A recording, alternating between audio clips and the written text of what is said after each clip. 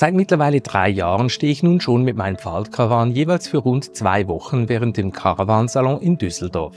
Der Aufenthalt auf dem Campingplatz kommt mich nicht nur massiv günstiger als ein Hotelzimmer, es erlaubt mir in dieser Zeit auch, möglichst viele von euren Fragen rund ums Camping mit einem Zeltanhänger direkt in Form von Fotos und Videos zu beantworten, ohne die limitierte Urlaubszeit mit der Familie zu beschneiden. Auf der anderen Seite gibt es kaum einen Ort, an dem man mehr komplett aufgebaute Zeltanhänger in einer einzigen Halle bestaunen und vergleichen kann, wie an der weltweit größten Campingmesse. Zudem geben sich die meisten Standbauer sehr viel Mühe, das Feeling auf einem Stellplatz im Urlaub zumindest ansatzweise zu simulieren, sodass man sich das Leben in einem Faltkarawan besser vorstellen kann, als wenn dieser einfach irgendwo in der Ecke steht. Und genau diese beiden Dinge möchte ich 2025 in einer rund 450 Quadratmeter großen Halle miteinander verbinden.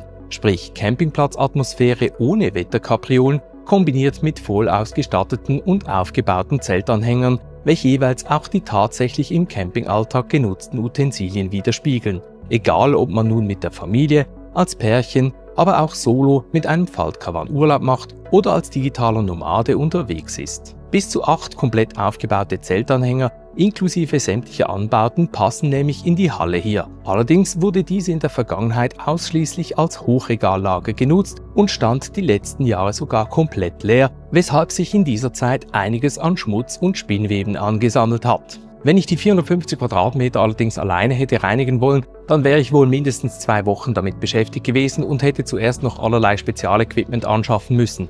Also habe ich die Erstreinigung den Profis überlassen, welche das Ganze mit bis zu 6 Personen gleichzeitig in gerade einmal 2 Tagen vollbracht haben.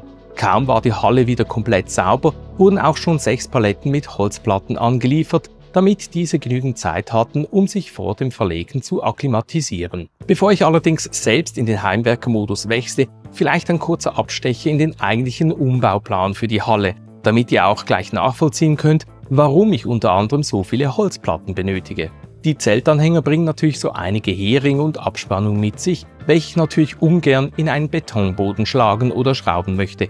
Stattdessen verlege ich, wie auch auf den Messeständen oder bei den jeweiligen Händlern üblich, einen Untergrund aus Holzplatten.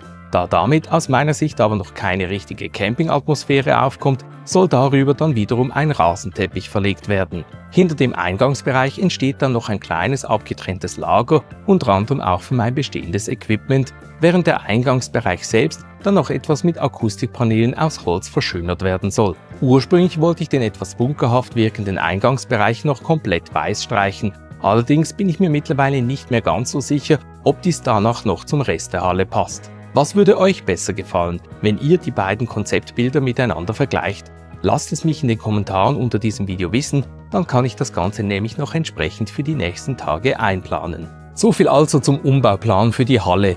Wie das Ganze dann am Ende tatsächlich aussehen wird, erfahrt ihr und natürlich auch ich selbst erst in den kommenden Wochen. Es wird sicherlich nicht alles reibungslos laufen, beispielsweise hat sich eine Werkzeuglieferung von Bosch schon um eine Woche verzögert, weshalb ich mit dem Holzboden nun bereits 3 Tage hinter meinem Zeitplan liege. Aber mit solchen Sachen habe ich natürlich gerechnet. Zudem bin ich ein absoluter Neuling, was das Thema Handwerken anbelangt und habe unter anderem zum allerersten Mal eine Kreissäge in der Hand. Jeder, der mir also bei meinem Unterfangen die Daumen drücken möchte, der sollte am besten gleich dem Video einen Daumen nach oben geben. Denn nun heißt es Handschuhe an, Brillen auf, Gehörschutz montieren und los geht's.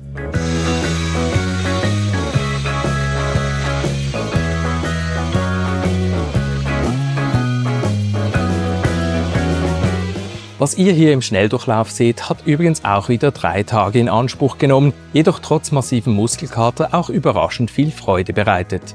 Stand jetzt stehen nur noch einige Feinarbeiten bei den Aussparungen für die Stahlträger aus und eine Teilfläche ist aktuell noch frei von Holzplatten, da zuvor erst noch einige Teile des ehemaligen Hochregallagers abtransportiert werden müssen.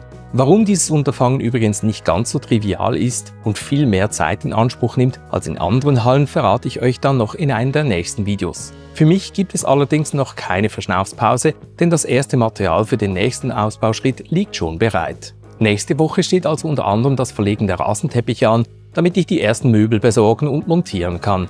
Ihr seht also, die Arbeit geht mir in den nächsten Tagen und Wochen nicht so schnell aus, aber immerhin kennt ihr nun bereits den Umbauplan für die Faltkarawanenhalle. An dieser Stelle möchte ich mich auch noch ganz herzlich bei euch für die vielen aufmunternden Kommentare, Nachrichten und E-Mails bedanken, welche ich nach dem letzten Video erhalten habe. Vielen lieben Dank, das bedeutet mir wirklich sehr viel. Und falls du den ersten Teil der Videoserie zum 5-jährigen Jubiläum von Falthaus verpasst haben solltest, dann kannst du diesen übrigens hier jederzeit nachholen. Ansonsten bis zum nächsten Video und frohes Campen!